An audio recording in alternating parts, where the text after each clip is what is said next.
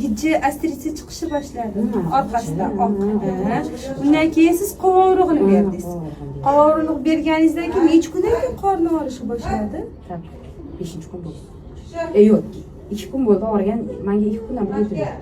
Qovurug'idan keyin, значит, o'rtada pererez 3 kundan keyin, значит, bolani qorni og'rishi boshladi. Ozib ketdi, keyin buni biz yeymiz. Bomba, mushsalari ham bo'shashib, mana hozir ishini payib qolibdi. Xo'p, bu oq dog'lar qachon paydo bo'lishni boshladi bolada? Qo'llariga o'sha oq dog'lar tushishni boshlabdi, ko'ryapsiz. Значит, bunda bitta astritsa emas, lam bilan intoksikatsiya beryapti. O'shaning uchun siz uni o'ynatib olgansiz. Tushunasiz? Nabarotiga o'ynat mana keling mana ko'ring mana. Mana to'da.